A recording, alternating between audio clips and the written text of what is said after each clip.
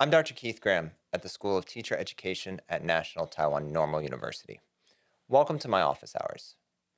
I want to start today's episode with an important note. When people hear the word bilingual, they often interpret it literally as being able to use two languages, because the word has the prefix bi. But many scholars, myself included, take a much more open definition, where bilingual means speaking two or more languages. While this definition defies the prefix bi, it's a helpful shorthand that prevents one from having to repeatedly say bilingual or multilingual every time. I raise this point in the opening of the episode because I want to make sure that the audience understands that in this episode and all my episodes, when I say bilingual, I'm not limiting my discussion to two languages.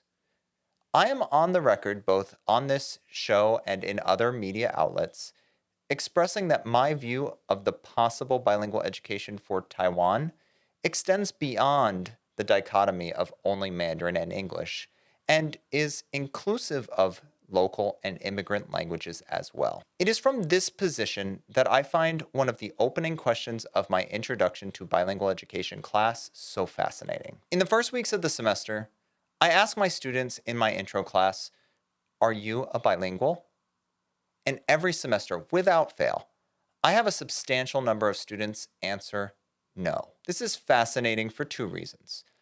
First, there was a lot of controversy when the Taiwanese government originally named the policy Bilingual Nation 2030. Critics correctly argued that most Taiwanese, and by extension, the nation, were already proficient in Mandarin and at least one of the local languages. The government acknowledged this oversight and eventually changed the policy name to Bilingual 2030. But despite this linguistic reality in Taiwan, many of my students still don't see themselves as bilinguals, even though most of them know and occasionally use a local language in addition to Mandarin. But another reason I find the substantial number of no's fascinating is that all of my students had to show a proof of a minimum of lower intermediate English proficiency to even enroll in my class. So many are at least trilingual, but don't recognize it. Not only that, but all the students taking the course this semester who answered no when I asked the question, well, they've all taken courses with me before where they did entire teaching demonstrations in English.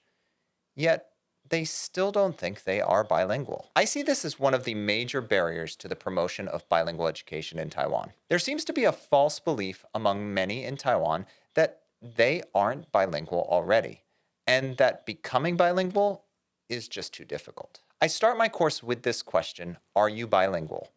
Because I think one of the first steps our future bilingual teachers must overcome is this illusion that they and the other teachers in the school aren't bilingual. And not only that, they need to open their mind to see their students as emerging bilinguals as well. I think many teachers right now probably view bilingual education as impossible because they have unrealistic expectations about who is and isn't considered a bilingual. I suspect if we change this mindset and get teachers to view themselves, their colleagues, and their students as bilinguals, the fear of bilingual education would be reduced. So my message today is simple. We all have to believe that Taiwan is and can be bilingual, not just in the sense of two languages, but from the perspective of multiple languages. That's all for today's episode. Thank you for attending my office hours. If you have any questions about this episode or would just like to chat about education in Taiwan, send me an email at kmgraham@ntnu.edu.tw. I'll see you next time.